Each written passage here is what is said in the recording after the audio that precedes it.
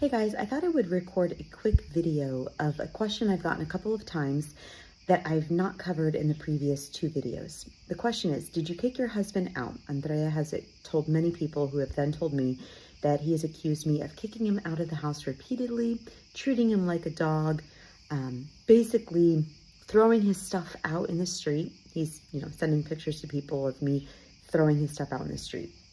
What he's talking about when he sends pictures of his luggage outside is the time in America a year and a half ago when I found out that he was with my mother at a courthouse in America behind my back, right?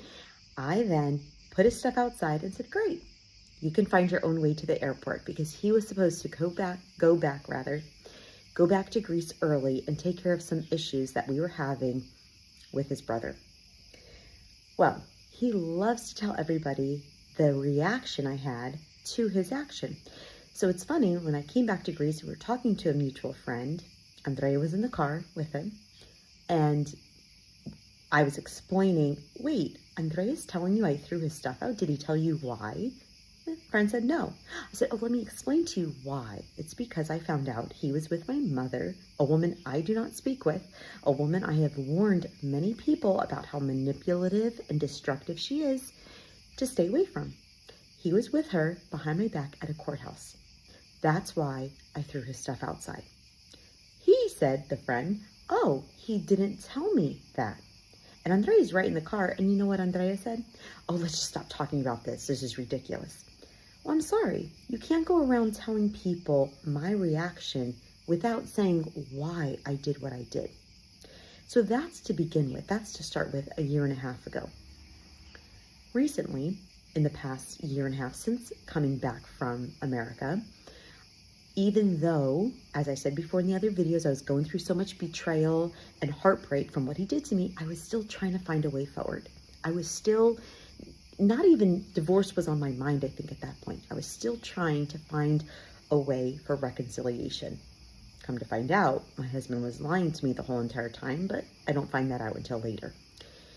There were instances, though, where he would just be completely disrespectful. I mean, complain and just be a miserable person. And I remember telling him, this is not the guy I married. Like, what is wrong with you? He didn't want to live in Athens. He didn't want to leave Patra. Well, guess what? We're already past that. Because of what happened with your betrayal to me in America, I'm not living in Patra anymore. You love living in Patra because I sat home, I worked all day long, I had very difficult relationships with our neighbors, and that I'm not going to get into now, but that's part of the reason I'm not living in Patra. Along with the fact that I didn't have a church I was attending that I felt was a long-term solution for my child. That to me is very important. And friends, family, etc.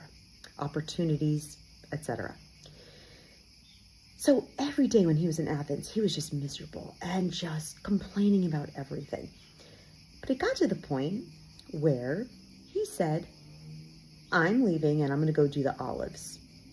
I said, okay, well, we're going to have a problem, because all these years when you do the olives, that's great. We've been in Patra. I work, I pay all the bills.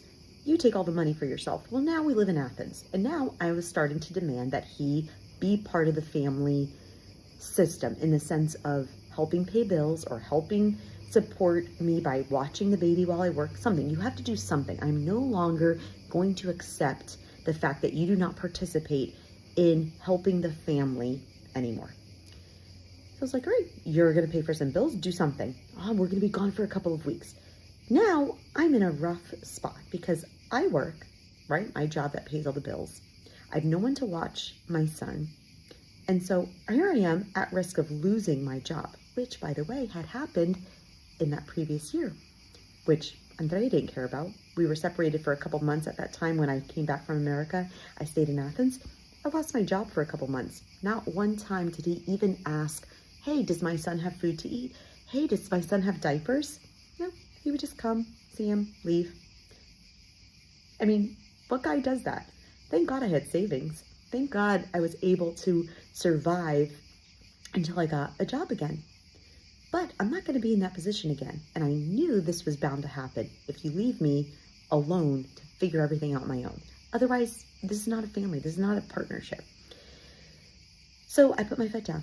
I said, don't do it, Andrea, or you're paying some bills. All that money is going to go towards paying a car that he wanted to drive, not an automatic car I could drive, but a manual because he wanted it, but I had to pay all the bills for it. I was like, I'm not doing this anymore. You're going to pay the bills. At least pay the cars. Oh, we don't even make that much money for the olives. So then how are you gone for weeks at a time risking my job that pays the bills? It doesn't make sense. But the straw that broke the camel's back, as we say in America, this idiom, the final thing that did it for me, he then told me not just that, but my old boss wants me to come work for him the month of March, I believe it was. I'm going to go to Patra and work for a month because his wife is having a baby and he needs help. And I'll never forget asking him, well, what about your wife? Your wife that works and pays all the bills. Don't you think your wife needs help? He didn't care.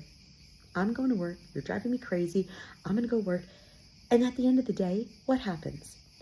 This is how it's been our entire marriage. Anytime he worked or had a job, I was never allowed to ask where any of his money went. He could spend his money however he wanted. Coffee, dogs, who knows where it went. He didn't even know where it went half the time, most of the time. And then he would start accusing me of being a control freak, of not being submissive, of not being respectful, of loving money. I'm like, wait, you're working? You get to spend the money, like you're spending money, your pocket money, but I still have to pay all the bills and take care of your stray dogs? How irresponsible is this? And this is where when I would put my boundaries down, or put my foot down rather, I would hold my boundaries and put my foot down, things went crazy. And I would get upset. I would get angry. I did call him a couple choice words that I don't want to say in this video. Because when you're acting like that type of a person, I'm going to call you that. Not saying it's right. And should I had a better, grace or more grace and a better, more love? You know what? After 9 years, I'm sick and tired of it. And I said, if you leave, don't come back. We're done. Like, that's it. And he left. And I realized at that moment, this guy, this Andrea, this new Andrea was different than the old one. And I would never be able to have a family with somebody that wanted me to do all the work, demanded I do everything. He could do whatever he wants. And I have to be okay with that? No, I'm not going to suffer in silence. I know that's what his mom did. I know that's what other women have done. I'm not going to do it. My grandmother did that. Both grandmothers. I'm not going to do it. I'm going to stand up to anybody that's being disrespectful, that is having that controlling factor where they want you to do everything for them and give no grace themselves, but accuse you of the same things they're doing. I'm not going to have my son grow up seeing that, thinking it's normal. Guess what? The Bible, I think, talks about Timothy influenced by his mother and grandmother. What's mentioned of his father? I believe it says he's a Greek guy, and no offense, but there's never any positive references to Greeks in the Bible. Meaning the mother or the grandmother, the female figures in a child's life have way more influence on the child.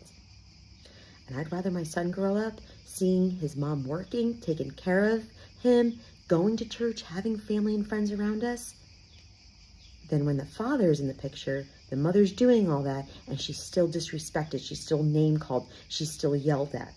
It's not going to happen. Now it makes sense why he was saying all this, though, because come to find out, my mother's in his ear.